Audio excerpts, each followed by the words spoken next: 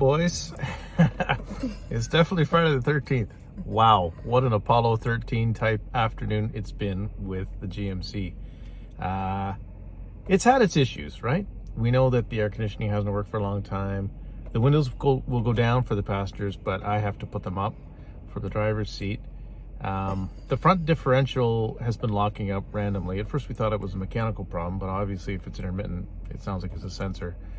And then we started it up this morning and it was running rough, and the engine light's flashing, which indicates misfire, but there was nothing we could do about it. So it would drive, so we drove. But the other thing that failed now is that the transmission is sending all kinds of alerts about traction control being disabled, stable link disabled, and it's you'll drive, and when it gets around 60 kilometers an hour, it just starts kicking and bucking, and it's a challenge just to get up to 80, 85. We're taking advantage of the downhills to get up to 100 and try to keep it there. It loves the uphills. It loves the uphills, yeah, not not at all. Not at all. And then the shifter decided to quit. So it's jammed up. We couldn't get it into park, and ended up having to force it into park, because if it won't go in park, we won't be able to start it again.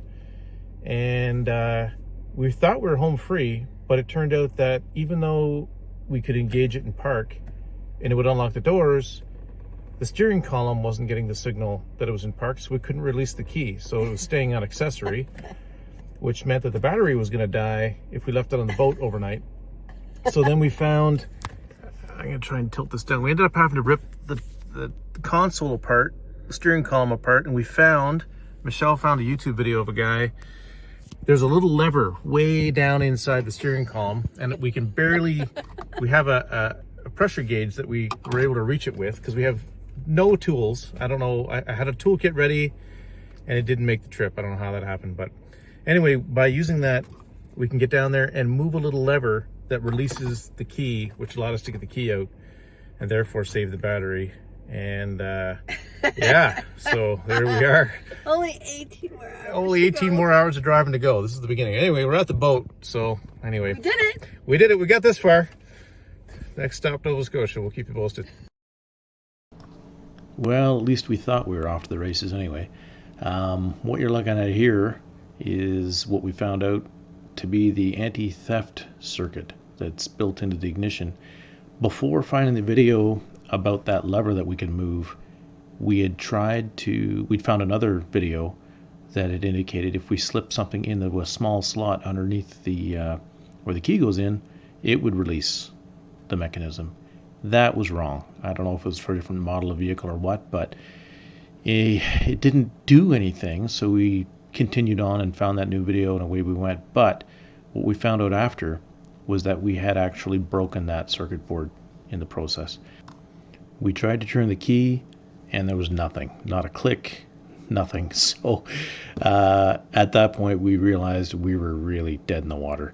The staff at the Marine Atlantic terminal were awesome. They'd sent a truck over to us trying to boost the battery, wondering if that's what it was. Nothing worked.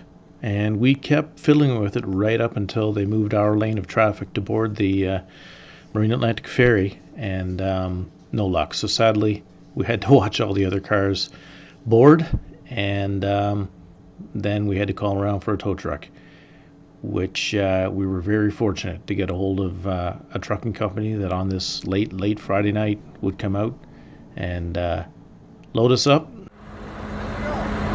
the boat's leaving, but you're not on it, that's just not feeling good. We gotta get her taken care of. The tow truck driver was awesome. Just a super nice guy, typical for Newfoundlanders. He took us to the GMC dealership, which luckily there was one in Port-Aux-Basques. We say lucky for the type of damage that we had to that steering column and ignition switch. I don't believe anyone other than the dealership could fix it. So that was really fortunate. And then he brought us to the St. Christopher's Hotel there in Port-Aux-Basques as well. But that was only after dropping his truck off, getting his family car, and coming back and driving Michelle and I to the hotel. He wouldn't even, I had to force the money into his hand just as a thank you. Just a gentleman. So we're at the St. Christopher's Hotel, trying to get our heads straight. Well, first of all, get some sleep, and then come up with a plan. Well, we made it. It was a nice little walk. Michelle found a nice little shiny stone. There's the train. You don't see many cabooses anymore. Anyway, that's a great little option. So if you're in Port-Aux-Basques and you're trying to get across to the industrial section across the bay there, that well, in our case is where our truck is getting repaired, then you've got this little trail to get you back and forth. You got the Port-Aux-Basques Hotel. A little further up the road, you get the Canadian Tire, Shoppers Drug Mart, Tim Hortons, the whole deal. And of course, over that hill is the ferry itself. Well, the plan the next morning was to hike back to the GMC dealership from the hotel. It's about an hour and a half. Beautiful trail. We'll show you some pictures of it along the way as well. End up making the best of it. And the plan was to get some things that we'd left in the truck in the haste of getting dropped off by the tow truck driver late in the night. Collect those things, go back to the hotel, and then consider options for our next step.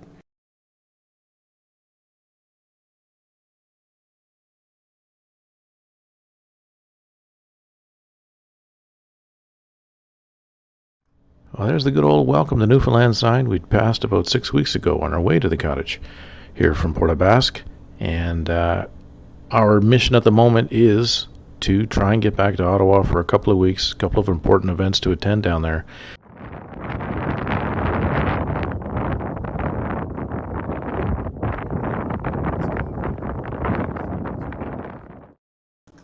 Well, we discovered a little bit of Port-Aux-Basques history here on our trail this morning. A plaque dedicated to the Sadie and Ava, apparently the largest ship built in Port-Aux-Basques around 1960. According to the plaque, it suffered a fire in its engine room around 1969 on one of its last voyages for the fall out to North Sydney. Depending on how things go, there might be a plaque here dedicated to our GMC. Could be its final resting place. Okay, here we are. We dropped our truck off way back there. Doink. And here it is at Woodward GMC. Hopefully gonna get repaired. And we're on our way back through the East Coast Trail, all the way back to Port-Aux-Basques to a hotel for the night.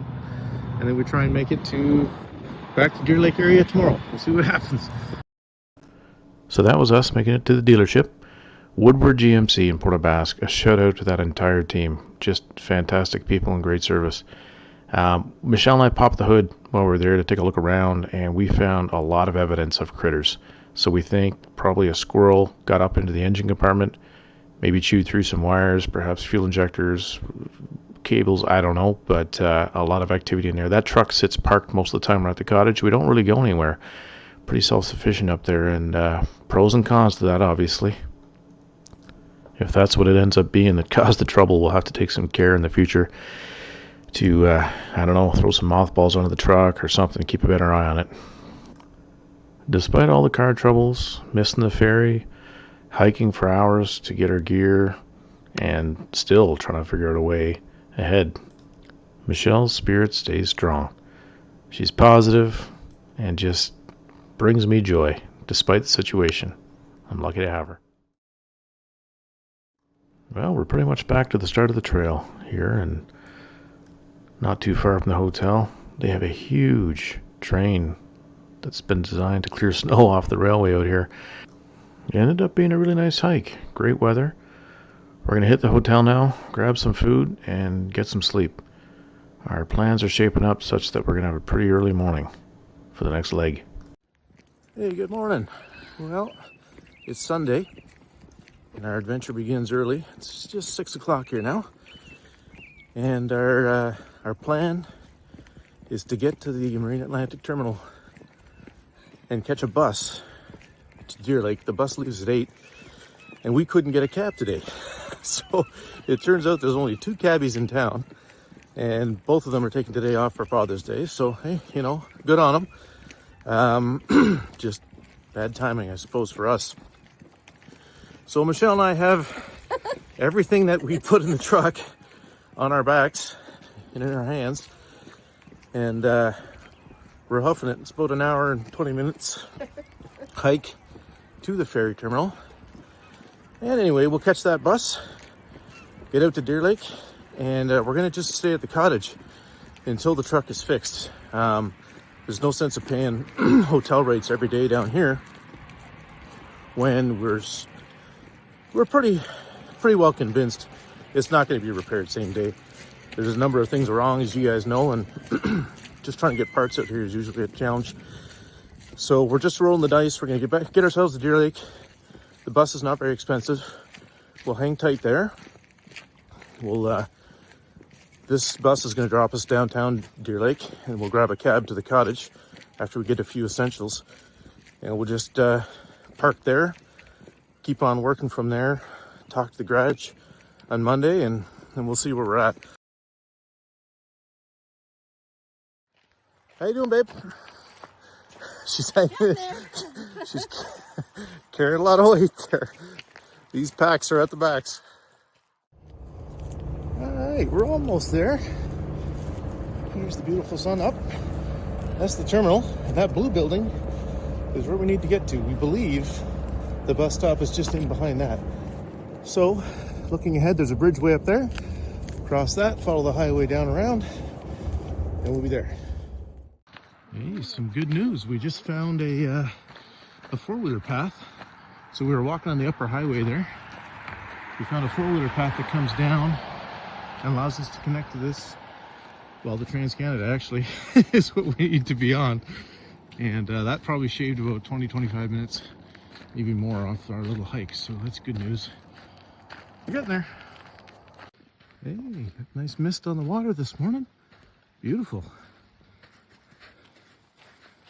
That's the way we're going to be heading once we get on the bus. We just got to get there. Well, a couple of minutes after that last clip, a very kind man stopped along the Trans-Canada. He saw us hiking, took pity on us, and picked us up. And amazing as it was, he actually worked for Marine Atlantic and gave us a ride right to the terminal. Awesome guy. So here we are. We made it to the bus stop, and we're just a little ahead of schedule, waiting to go. We didn't get footage along the bus ride, but it was quite comfortable and scenic. It was nice just to sit back, relax, and take it all in. So it was about 4-ish hours, I suppose. Quite a few stops along the way, of course. And then we got to Deer Lake, managed to get a hold of Deer Lake Taxi to send an awesome guy who didn't mind waiting for about 10 minutes while Michelle did about the fastest grocery run she's ever done, like a NASCAR pit stop. Put it all in his trunk, and he drove us back to the homestead, back to the cottage, where we'll wait it out from here on in and get things fixed. To wrap up this story for you, being this occurred in June, it ended up taking a full 2 weeks to get the truck fixed. Just by the time they got parts, there was a few things wrong. The major issue was, in fact, that the squirrel had chewed through the fuel injector wires. Here's a picture now that they took using a special camera to get up under the manifold, and the guys down there ended up getting it all replaced. Quite a bit of work, no doubt, but everything was running smooth after that. In the meantime, being we were up at the cottage with basically no vehicle at all to get resupplied or anything else, Emma made the trip up all by herself from Ontario to Newfoundland, drove it, and navigated the hotels and the Marine Atlantic Ferry and everything along the way. So once she was up, she brought all kinds of supplies with us. Great job of her getting up there. We took Emma's car to Port-Aux-Basques again, picked up the GMC. Michelle came back to the cottage, and I went on back to Ontario with Emma. Did a couple of weeks' work back there, and then flew back to join Michelle at the cottage for the rest of the fall. Not a bad place to spend your days. Thanks for watching.